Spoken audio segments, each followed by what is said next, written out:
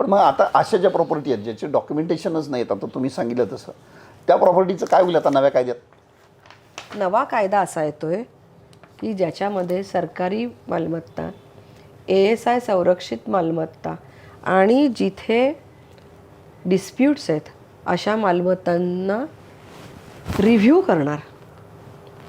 ह्या जर सरकारी मालमत्ता असतील असं लक्षात आलं तर त्या वक्फमधनं बाहेर काढणार. ASIच्या मालमत्तांची यादी 256 आहे.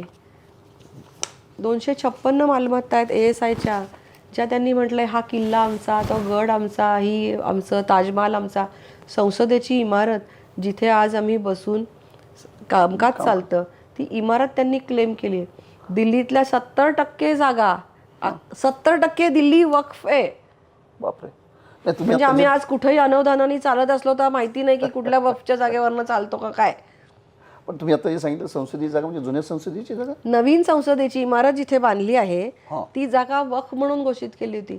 म्हणजे आज तुम्ही लक्षात घ्या की सरकारने योग्य निर्णय घेतले नाहीत, जे त्या सरकारने घेतले नव्हते, तर काय ह्या सरकारने जागरूकतेने निर्णय बदलला आहे म्हणून आज कित्येक सामान्य लोकांच्या, आणि मी म्हणत नाही की हिंदूंच्या, अनेक सामान्य लोकांच्या कुठल्याही धर्माच्या असो, जागा या लॉजिकली वक्फ होणार आहेत किंवा इलॉजिकली वक्फ होण्यापासून थांबणार आहेत.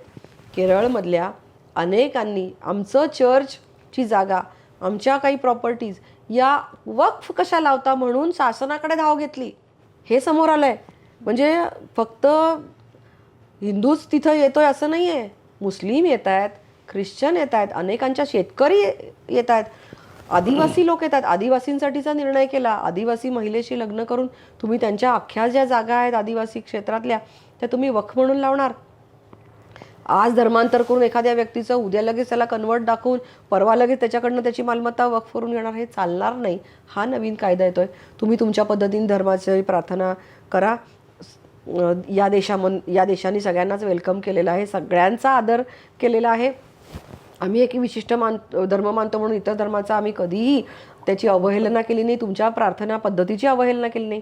परंतु ते करत असताना अल्लालाही आवडणार नाही की तुम्ही चुकीच्या पद्धतीने जागा घेताय. दुसऱ्याची जागा त्याला न विचारता वक्फ करून घेणं, किंबहुना आपल्या धर्मग्रंथांमध्ये असं लिहिलं आहे हेही जाणून घ्या.